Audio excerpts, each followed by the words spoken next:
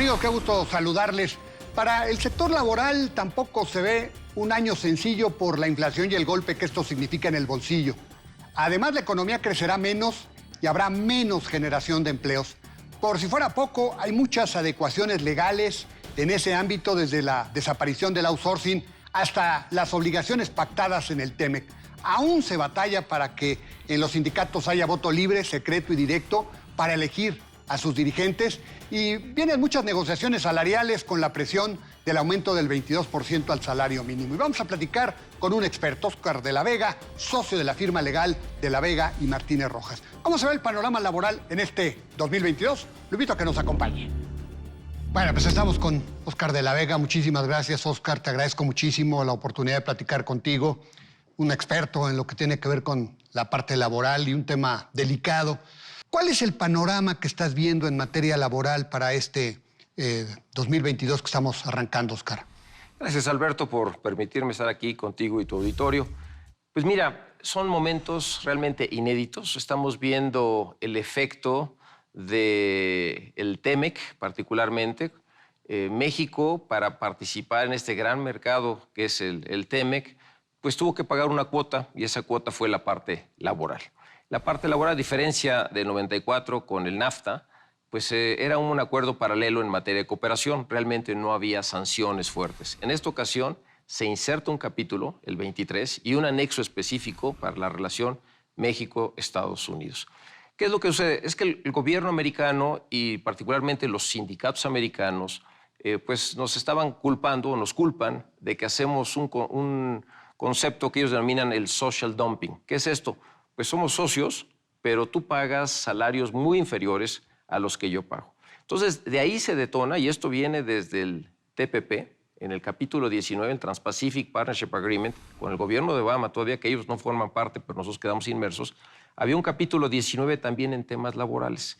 Y si me permites resumir cuáles son esos compromisos en materia laboral para el auditorio, son tres grandes rubros: libertad de asociación, libertad de negociación colectiva y mejoramiento de la justicia laboral, que son los tres pilares de la reforma constitucional que tuvimos en el 17, los tres pilares de la reforma legal del 19, y es hasta ahora cuando estamos viendo ya el efecto práctico de todo este cambio. ¿Cuál es el efecto más importante probablemente? Pues mira, que antes los acuerdos que se celebraban entre el patrón, la empresa, y el representante sindical, el secretario general del sindicato. Y en esa dinámica no importaba realmente lo que pensara el trabajador. Y entonces pues hubo una serie de abusos de una y otra parte. Sindicatos charros, ¿no? Sindicatos charros, contratos colectivos de protección, no activos, etcétera, que son de los rubros importantes que el gobierno americano pues nos está monitoreando de manera importante. Pero ahora cualquier convenio de revisión integral del contrato colectivo de trabajo, que es cada 2 años, además de la firma del secretario general, se requiere que se someta a la aprobación de todos y cada uno de los trabajadores sindicalizados y que se obtenga, a partir de un voto personal, libre, secreto y directo, el 50+1 para que sea válido. Es algo inédito, lo empezamos a ver este año en un entorno complicado, Alberto, porque traemos el problema de la pandemia que sigue golpeando muy fuerte. Traemos un tema de inflación fuerte, una crisis económica, y si a esto le sumas esta nueva mecánica, pues el entorno se vuelve complicado. Podríamos ver muchas huelgas, Óscar, muchos movimientos de huelga, algo que estaba pues en desuso, porque pues cada día hasta la Secretaría del Trabajo decía, hoy casi no hubo movimientos, huelgas, y daban estadísticas de la eliminación de este derecho de los trabajadores. ¿Cómo lo estás viendo? Yo creo que sí. Yo creo que vamos a empezar a experimentar ese tema, porque de pronto participas al trabajador para que emite ese voto personal libre, secreto y directo, pero el trabajador como tal no ha tenido tampoco una maduración, una educación de este derecho, que lo que ahora implica, y entonces, ante estos nuevos requisitos, sí puede haber, pues desafortunadamente, problemas o conflictos o huelgas ante este nuevo entorno. Con el status quo de los grandes corporativos sindicales, ¿Se puede dar este cambio así nada más o vamos a ver muchas resistencias? Yo creo que hay muchas resistencias y ya empieza a haber efectos. Sin embargo, tal vez si fuera solo... Es que este cambio no viene de motu propio de parte del gobierno y del Estado mexicano y del pueblo de México que dijimos vamos a ser ahora democráticos, sino que había habido una resistencia muy fuerte de este corporativismo sindical, que es un factor real de poder, pero en la dinámica de la negociación del TEMEC se insertan estos compromisos y Estados Unidos tiene toda una infraestructura para monitorear estos cambios, particularmente empresas que a ellos les interesan o industrias que a ellos les interesan. Entonces, en la ley que reglamenta el USMCA o el TEMEC en los Estados Unidos, se establece un listado de industrias, sobre todo de la alta exportación. ¿Cuáles son estas? Automotriz, autopartero, aeroespacial, minera, aluminio, entre otras empresas. Entonces, ese perfil de empresas tiene un monitoreo muy fuerte, ya no solo del nuevo centro, que se crea el Centro Federal de Conciliación y Registro Laboral, sino que también hay un comité de expertos en Estados Unidos que reporta de manera periódica al Congreso de Estados Unidos sobre cómo el gobierno mexicano y las empresas cumplen con el tema laboral. Y si hay violaciones en este tema, se crea estos mecanismos de respuesta rápida en donde empieza un proceso de negociación y si no se puede llegar a un acuerdo satisfactorio, vienen los paneles arbitrales que llegado al extremo pueden imponer aranceles a la exportación de esos productos a los Estados Unidos por violación de los principios de libertad de asociación y de negociación colectiva. ¿Y ves colectiva. esa posibilidad, Oscar? Sí. ¿Sí? Hay esa posibilidad porque digo, ya vivimos dos mecanismos muy rápidos. Fue uno de una empresa automotriz muy importante en Silao y el otro de una autopartera en Reynosa, en los cuales el USTR participó activamente en establecer los acuerdos o los convenios sobre esas violaciones en materia de libertad de asociación y de negociación colectiva. Son temas inéditos. Hay agregados laborales en la embajada americana que están monitoreando. Los sindicatos americanos están muy activos porque el sindicalismo en Estados Unidos ha decrecido. Es menos de 5 dígitos, de un dígito el número de trabajadores sindicalizados. Y entonces vieron en México, también una tierra fértil, que aquí el grave problema, yo creo, es que hay un conflicto de intereses notorio. Los sindicatos americanos no vienen para que los trabajadores mexicanos ganen más salarios y prestaciones. Eso es un daño lateral. Lo que ellos están buscando realmente es desincentivar la inversión en México, crear problemas para que se regresen esos puestos hacia los Estados Unidos. Entonces, es el grave reto que tiene el gobierno mexicano, la Secretaría del Trabajo, el Centro Federal de Conciliación y Registro Laboral, que es sí mantener la libertad de asociación, de negociación colectiva, pero también proteger la industria nacional. Con el salario mínimo, el aumento del 22% recientemente que hubo, ¿sientes que haya presión para lo que son las negociaciones de contrato colectivo en el transcurso del año? Definitivamente, a pesar de que se ha dividido entre lo que es el incremento al mínimo y el MIR, pero al final el camino fue arriba del 20%, también lo es de que eso, aun cuando no lo queramos, que es el efecto faro que se conoce, pues cuando estás sentado en la negociación, dice, oiga, pues es que es 22%, la inflación está en el 6-7%, hemos llegado a relaciones muy maduras con ciertos sindicatos democráticos en los que básicamente la negociación es inflación más un porcentaje.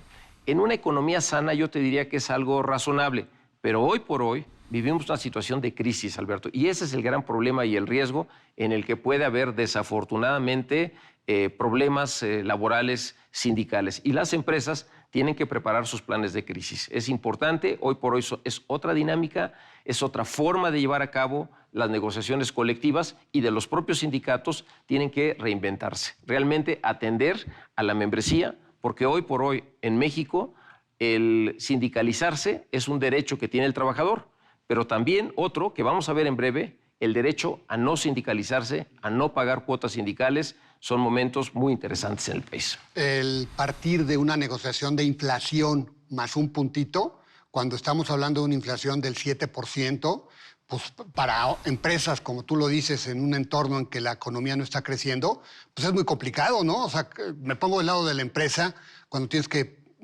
limitaciones de liquidez, pues hay que hacer, ¿no? O sea, ¿cómo le haces para llegar a un acuerdo? Pues tiene que haber una comunicación muy sana entre sindicato, trabajadores, empresa. Realmente el ver que este momento es pues, de subsistir realmente por la difícil situación, y hay áreas específicamente o actividades industriales que sí han sido severamente dañadas. Aerolíneas, el sector turismo empieza a recuperarse, pero también todo esto depende pues, de la situación de la pandemia, Alberto. No podemos cerrar los ojos y ver que estamos viviendo un entorno realmente complicado. Por lo que veo, en la parte laboral, digamos, estamos en medio de un polvorín, ¿no? Por así decirlo, ¿no? Pues desafortunadamente sí. Hay un dicho en inglés que me gusta mucho para las empresas: prepare for the worst, hoping for the best. Yo creo que tenemos que prepararnos para lo peor, aun cuando esperamos que sea lo mejor.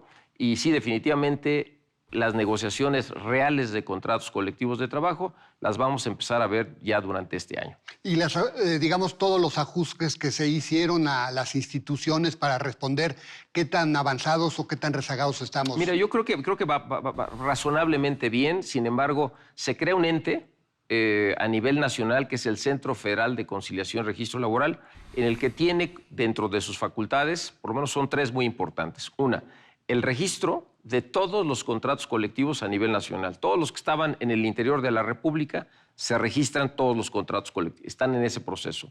Se registran todos los sindicatos a nivel nacional, tienen la función de conciliación en materia colectiva para problemas de empresas de jurisdicción federal. Entonces, pues es muchísimo trabajo, hay un presupuesto, pero en el proceso de pues, tener mayores inspectores, mayores visores, etcétera, van muy lentos. Te doy un ejemplo.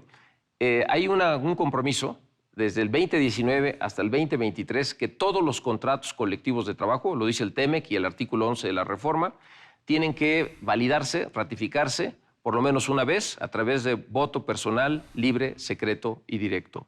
Y de no hacerse así, se darán por terminados los contratos colectivos de trabajo. Entonces, un gran reto a nivel nacional. Déjame decirte que al mes de enero, hoy por hoy, se tienen registrados un total de 500,000 de contratos colectivos de trabajo. Solo se han legitimado 2,500 contratos colectivos de trabajo. Entonces, el camino está muy largo todavía para ese proceso y necesitan muchísima infraestructura para poder cumplir con los requerimientos que hoy por hoy tiene el país y la industria en materia laboral. Sí, porque lo pregunto porque al final de cuentas, pues en medio de estas negociaciones de contrato colectivo o posibles movimientos de huelga, pues cuando vayas con las instituciones ahí te vas a encontrar con un cuello de botella, ¿no? Un cuello de botella, ¿no? Para todo ese tema, porque sí, definitivamente es mucho el trabajo que tienen, están haciendo esfuerzos, pero sí les falta muchísimo y sí requieren de mucho más infraestructura. Muy interesante. Bueno, podríamos platicar horas y horas con Óscar de la Vega. Pues Óscar, muchas gracias. Te agradezco mucho el que nos hayas permitido platicar unos minutitos acerca de este tema tan importante como es el tema laboral, en un cambio, una metamorfosis importante con este tema del TEMEC y sobre todo en el contexto de la situación económica tan difícil que vive la economía. Muchísimas gracias, Óscar. Gracias, Alberto. Un honor estar aquí contigo. Gracias. Sí, definitivamente en la parte laboral el año no se advierte fácil porque el aumento al salario mínimo ya estableció un piso a las negociaciones en puerta en muchas empresas.